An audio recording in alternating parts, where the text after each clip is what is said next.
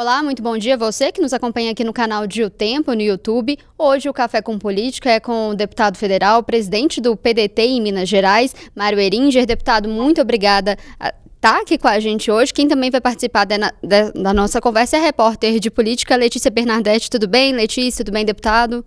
Bom dia, Letícia. Bom dia, deputado. Bom dia, prazer estar com as duas Letícias hoje aí, aqui no Café com Política. Mais uma vez, um programa muito interessante da gente conversar e eu gosto muito de estar aqui. Deputado, vamos começar a falar um pouco sobre cenário nacional. A gente está no meio de uma reforma ministerial do governo Lula. Tem espaço para o PDT? Porque muito se fala ali que o PDT entrega mais votos para o governo do que outros partidos do Centrão. Já teve alguma conversa nesse sentido? E se sim, se tem espaço para o PDT, quais ministérios, quais cargos seriam de interesse do PDT? Bem, Letícia, eu tenho certeza absoluta que espaço para nós tem. Quanto a entregarmos mais resultado e votos ao governo, nós temos feito isso durante esse tempo todo. Nós, proporcionalmente, não somos o que entrega mais em quantidade, proporcionalmente nós entregamos muito mais, porque dos 18 deputados a gente entrega 18 votos. Tem partido com 40 deputados, 3 ministérios, entrega 11, 12 votos numa eleição.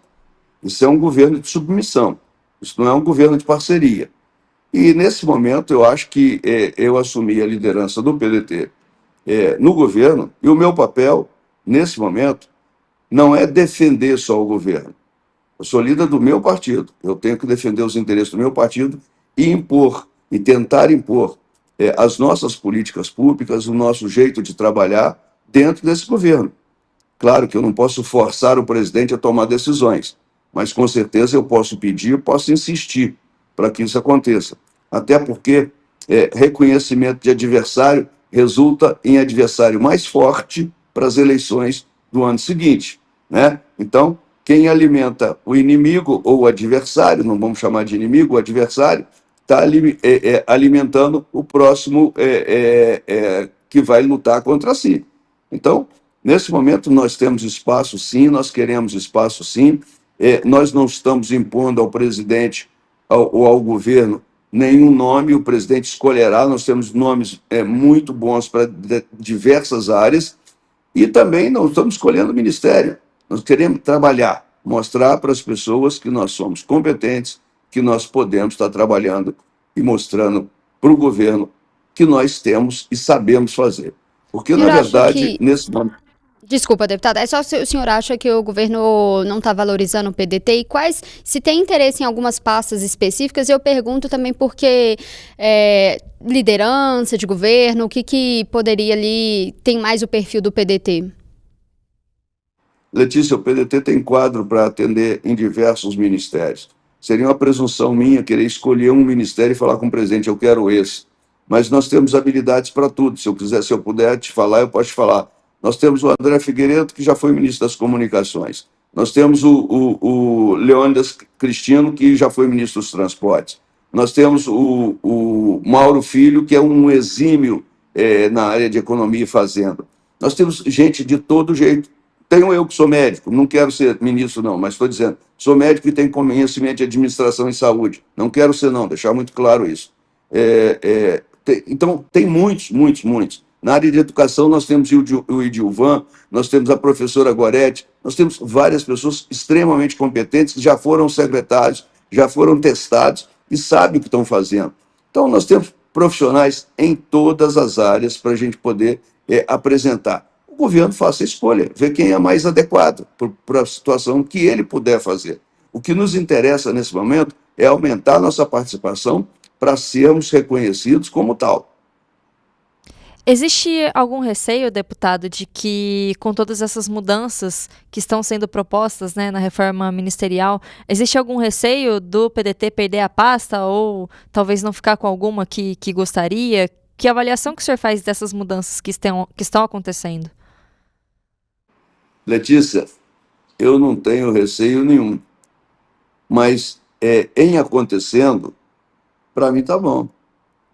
Escolher o lado que querem que eu fique, porque eu não tenho amor a político nenhum, não tenho ídolo político, e Bolsonaro não é ídolo para mim, Lula não é ídolo para mim, eu tenho conceitos, eu tenho coisas com as quais eu compactuo e coisas com as quais eu não compactuo.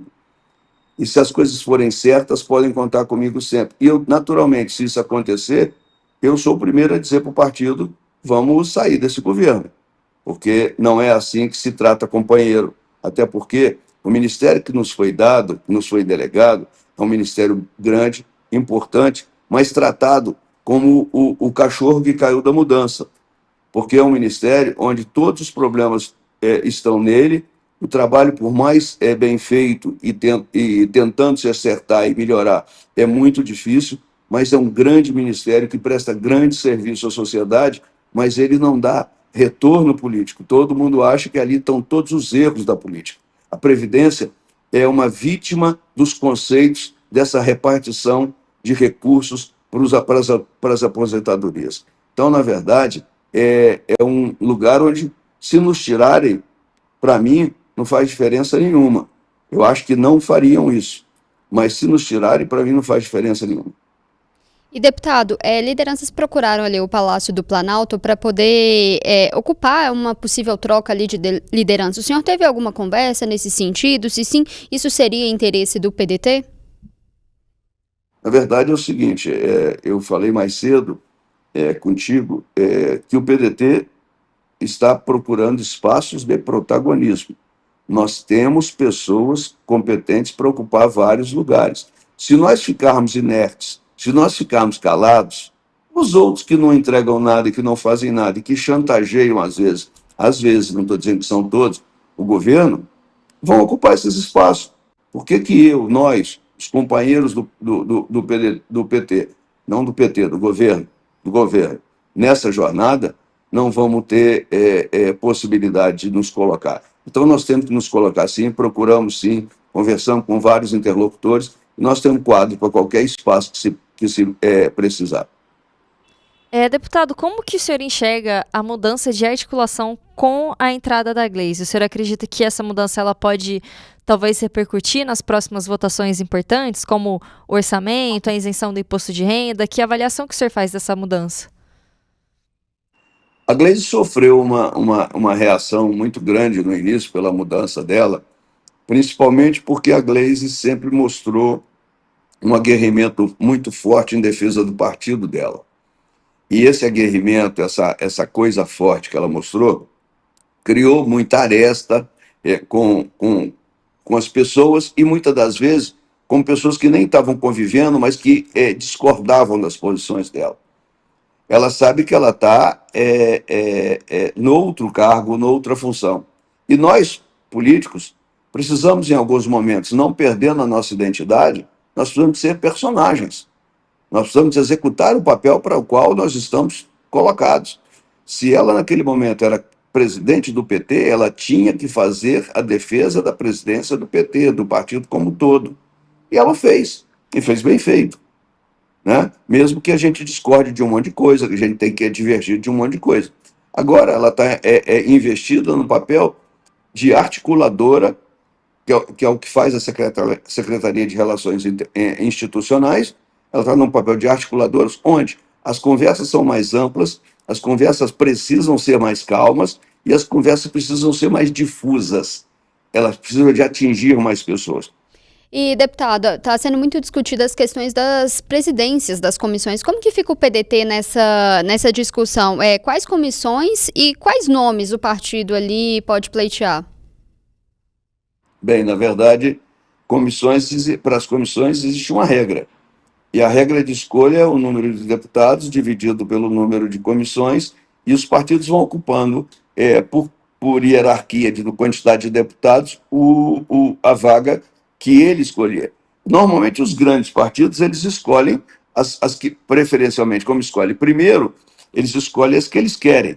Historicamente, as comissões mais buscadas, elas eram as comissões de CCJ, que é a Comissão de Constituição e Justiça, Finanças e Tributação, a CMO não é por aí o caminho, que é a Mista de Orçamento, mas ela não está nessa divisão, e em tese era essa, educação, as grandes comissões. que acontece? Agora nós estamos vivendo um embate político, uma posição antagônica muito forte no governo, na política, e com isso parece que o foco mudou um pouquinho, porque o PL agora quer a Secretaria de Relações Internacionais, desculpa, Comissão de Relações Internacionais, porque ele quer colocar o Eduardo Bolsonaro nessa comissão. Então, mudou um pouquinho o foco de interesse. Outra coisa que fez o foco de interesse mudar, a Comissão de Saúde sempre foi muito, antigamente não era saúde, era Seguridade Social e Família, ela agora é saúde sozinha. A Secretaria de Saúde, que sempre foi muito querida e tal, ela agora é buscada com forte intensidade, porque para a saúde vai 50% dos orçamentos da União e as emendas de comissão, com certeza 50% de todas as emendas de comissão vão ser destinadas à saúde. Então, fazer o controle, a escolha da distribuição desses recursos dá uma força política muito grande. Então, essa disputa ainda está ocorrendo. No nosso caso, no nosso partido, que é um partido médio, pequeno médio, médio hoje na concepção, ele vai fazer uma escolha lá pelo meio da lista. E o que a gente faz nesse momento é tentar conversar e obter melhores posições, melhores comissões que possam propiciar um trabalho melhor. Mas certamente nós não temos ainda como dizer. Essa reunião vai ser amanhã, às 2 horas da tarde, com a presidência no Colégio de Líderes, e o nosso nome já escolhido é o do Léo, que é o nosso deputado Léo Prates, que é o nosso deputado da Bahia. Deputado, pensando um pouco aí mais no futuro, né? A gente já está vendo algumas movimentações em torno das eleições de 2026, e quando a gente pensa, né, do lado do campo progressista, ainda são poucos os candidatos que estão sendo colocados, né? Para o executivo, pelo menos, né? A nível nacional, a gente tem aí o presidente Lula, e quando a gente pensa no governo de Minas, um nome que é colocado é o senador Rodrigo Pacheco, né? Eu queria que o senhor me falasse mais, assim, uma eventual candidatura do Pacheco ao governo de Minas, o PDT apoiaria? Como que a gente pode esperar do partido em 2026? Bem, na verdade é o seguinte, assim como no nível nacional, o campo de centro e centro puro e centro-esquerda, não tem candidato que não seja o Lula. Se o Lula não for candidato, vai ter que inventar, porque não tem, até agora não apareceu um candidato que possa substituir essa posição, e eu não vejo facilidade que esse candidato apareça. Até porque os candidatos que são aventados na possibilidade da ausência do presidente Lula são candidatos que trazem o estigma e o preconceito, não sei se preconceito, mas vamos chamar assim, de estarem no PT. A maior força política hoje no Brasil é o antipetismo. Quem quiser negar isso, negue. Mas, com certeza, a maior força política do Brasil hoje é o antipetismo, que, inclusive, eu acho que hoje contamina o incontaminável, que o Lula a gente chamava de Teflon. Tudo pegava no PT e não pegava nele. Hoje, nós estamos assistindo o presidente Lula sendo contaminado pelo antipetismo, e o antilulismo começa a aparecer mais forte. Isso é complicado. Então, o centro e o centro-esquerda e a esquerda não têm candidatos que não seja o Lula. Aqui em Minas, nós passamos mais ou menos pelo mesmo processo. Guardadas as proporções, temos os mesmos processos. O Rodrigo Pacheco é um belo candidato, eu não tenho dúvida nenhuma, é um belo pré-candidato. Mas, como eu disse, o Rodrigo Pacheco é uma esfinge. Ninguém o decifra. Ninguém sabe o que ele vai fazer. Há muito tempo nós queremos saber o que ele vai fazer para saber se a gente interessa, se a gente vai, se a gente fica. Para mim, seria um excelente candidato ao governo do Estado. Mas, como nós não sabemos ainda se ele vai ou se não vai, o nosso negócio é aguardar e esperar. E, claro, naturalmente, se ele surgir como candidato, a gente vai conversar, vai ver se a gente tem condição de estar junto e vamos trabalhar. É isso que eu vejo como possibilidade. Entretanto, enquanto ele não falar, a gente fica nessa incógnita. Ainda falando um pouquinho ali de eleição, um nome, né, bastante representativo no PDT é do Ciro Gomes. O Ciro Gomes continua no PDT? Ele tem alguma pretensão ali em 2026 de sair candidato novamente? Ciro Gomes continua no PDT, defendo que continue sempre. Ele afirma a todo momento que não é candidato, que não vai se candidatar à presidência.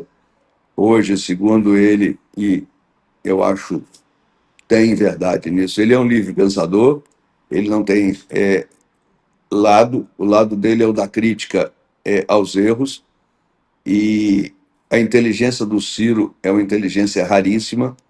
Eu reputo o Ciro como gênio, e todo gênio tem seus momentos de dificuldade, de arroubos, e um dos momentos do Ciro que eu acho é a intransigência dele, e como ele é muito intransigente, e corretamente, ser intransigente corretamente, como ele é muito intransigente com erros, ele às vezes exagera na crítica aos erros. Mas é o meu candidato. Se ele for candidato, ele continua sendo meu candidato, é do meu partido, e não terei dificuldade nenhuma em fazer campanha para ele. Não importa o número de votos que ele teve, não importa o número de votos que ele terá. O Ciro é portador de uma mensagem ao país, uma mensagem de progresso, uma mensagem de esperança, uma mensagem de seriedade, e isso a gente não pode abrir mão, porque ele é realmente preparado para a função que se propõe. Então, se o Ciro será ou não candidato, eu não tenho como dizer para você, mas com certeza, se o Ciro for candidato, eu advogo que o meu partido o apoie totalmente. Pensando aqui em Minas, deputado, o PDT ele pretende lançar, por exemplo, candidato ao Senado? Talvez a própria deputada Duda Salabert tem algum nome assim que o PDT pretende lançar aí para o Senado? Letícia, essa é uma discussão que está tendo em todo nível. Inclusive, o meu nome é que é o cogitado para ser o candidato ao Senado de Minas. Entretanto, nem eu próprio sei se quererei, porque querer é uma coisa, poder é outra. Ser candidato ao Senado para fazer voto, perder a eleição e para se projetar é uma coisa. Eu estou na política já há 6 mandatos e não estou aqui para me projetar mais. O que eu tinha que fazer já fiz, já cheguei onde eu tinha que chegar. Então eu tenho que fazer política, e na condição de presidente do partido eu tenho que defender que o partido tenha candidatos em todas as instâncias. Podemos ter candidato a governador, a vice-governador, a senador, não tenha dúvida nenhuma que nós queremos estar participando desse processo, desse jeito. A Duda, nós, num acordo, fizemos ela ser candidata a prefeita da cidade, porque achávamos que era o momento e ela queria ser. E me surpreendeu muito o desempenho que ela teve, apesar do resultado final ter sido um resultado de migração de voto útil, e isso a prejudicou na eleição, eu não tenho dúvida nenhuma. Ela fez um belíssimo trabalho e ela sabe perfeitamente que a gente, no partido, vai tomar essas decisões a partir de consenso, a partir de conversa. Então, se ela, porventura, quiser ser a candidata, nós também vamos conversar. E, deputado, sobre ontem, né, a gente teve um ato ali do ex-presidente Jair Bolsonaro no Rio de Janeiro, e muito se discute ali sobre a questão ali do PL da anistia. Alguns deputados, alguns líderes têm encontrado com o Bolsonaro. O senhor vê, tem espaço para o PL da anistia ali no Congresso? Olha, eu acho muito pouco. Apesar de muita conversa, tem pouca ação em torno disso. O ato de ontem foi um ato, comparado aos anteriores, é um ato muito esvaziado, né? Vê-se que a ideia era fechar Copacabana e fechou um quarteirão, né? Foi um negócio assim muito pequeno em comparação ao que já foi no passado. Isso me mostra que o bolsonarismo é menor do que a direita, muito menor, né? Isso reforça a minha tese de que o antipetismo é mais forte. Então, as pessoas que estão contra o PT não são as pessoas que estão só aquelas pessoas que estão naquele movimento. Mas o bolsonarismo em si, esse culto à personalidade, esse personalismo político, esse parece-me que está esvaziando. Eu não tenho dúvida nenhuma. Com relação à anistia, que você me perguntou também, a anistia é o cheque em branco para que as pessoas saiam impunes novamente e que, no momento que cismarem de fazer alguma coisa, possam fazer, porque saberão que não serão punidas. Eu sou contra a anistia. Apesar de imaginar e sei que tem muita pessoa ali que foi usada como massa de manobra, mas ali no meio, e ninguém ali foi pega pela mão para fazer a coisa errada. Todo mundo fez espontaneamente. Você não viu ninguém quebrando coisa, invadindo espaços, sendo empurrado por alguém. As pessoas tomaram a decisão de fazer isso. Infelizmente, tomaram as decisões erradas. Infelizmente, foram manobradas. Mas o que a gente precisa naquele ato do 8 de janeiro é também ver quem foram os estimuladores que ficaram postando, estimulando pessoas aí, ficarem em casa atrás da internet, quem são os financiadores, porque essas pessoas são as importantes, importantes do ponto de vista da destruição da democracia. São aquelas pessoas que fazem hoje, virou moda, a guerrilha da internet. Né? Pela internet todo mundo ficou corajoso. Então coloca as pessoas que têm menos capacidade de discernimento na frente e empurram para uma batalha. Então aquelas pessoas que foram empurradas, em que pese o meu sentimento de pena, elas precisam de sofrer a sua punição. Não sei se 17 anos, se 1 ano, 10 anos, que eu acho até que 17 é muito, mas, e também a explicação para 17 é que se as penas forem menores, elas não serão cumpridas, porque existe a progressão de pena, um cesto de pena, e ninguém vai cumprir nada, fica parecendo que é uma pena para inglês ver. Então, na verdade, sabendo se é muito ou se é pouco, não é o que me interessa nesse momento. Eu acho que, se elas forem exageradas, ocorrerá uma revisão, com certeza, dessas penas no futuro. Eu não tenho dúvida nenhuma que passar uma anistia nesse momento, primeiro, eu acho que a Câmara não passa. Segundo, eu acho que ela é inconstitucional e ela não vai passar, porque ela vai ser arguída imediatamente no Supremo e o Supremo vai derrubar essa anistia. Então, isso, na verdade, é um mecanismo de protagonismo que o Bolsonaro tem tentado, buscando a própria anistia. Ele não está preocupado com aquelas pessoas do 8 de janeiro. Ele está querendo ele escapar das besteiras que ele fez. Até pegando esse gancho, deputado, recentemente o senhor chegou a apresentar um projeto de lei que proíbe a realização de pesquisas eleitorais com candidatos inelegíveis, que é o caso, por exemplo, do ex-presidente Jair Bolsonaro. O senhor pode me falar um pouco mais sobre esse projeto? O senhor acredita que esse tipo de pesquisa acaba prejudicando de alguma forma o processo eleitoral? Deputado, só emendando essa pergunta da Letícia também, em 2018 o PT usou disso, né? O Lula ficou também aparecendo ali nas pesquisas de intenção de voto, mesmo não podendo ser o candidato. O senhor acha que isso atrapalhou o Ciro Gomes? Olha, deixa eu te falar, eu não acho, eu não acho essas coisas, eu tenho certeza, porque quando eu propus aquele projeto, eu propus sabendo, e vou dizer para você, eu só propus agora porque só me atentei para isso agora. Não é que eu estivesse escolhendo, por exemplo, o atual ex-presidente aí como vítima. Não, eu estava pensando de uma maneira geral, tanto que isso serve para ele, serve para o Marçal, serve para um monte de prefeitos e alguns candidatos a governador no país inteiro. A lei não foi feita para uma pessoa. Eu tenho certeza, como estava dizendo para vocês, Letícias, que é muito ruim. Isso é um mecanismo de manipulação eleitoral e manipulação da sociedade. Se você coloca numa pesquisa uma pessoa que não pode votar e não pode ser votada, por que ela está ali? Qual que é a intenção? É tentar promover um desequilíbrio da democracia. É tentar promover uma brecha ou forçar a presunção de possibilidade dessa pessoa estar disputando a eleição. Isso é completamente despropositado e atende a interesses muito menores. São interesses de grupos. Eles compram as pesquisas, não estou dizendo que compram os resultados, eles compram as pesquisas, colocam as pessoas que querem, as perguntas que querem fazer, justamente para induzir pesquisa. Não é um ato inocente. Pesquisa é um mecanismo de campanha. Pesquisa não é um ato inocente. Quem acredita em pesquisa como uma coisa 100% isenta não entende nada de nada.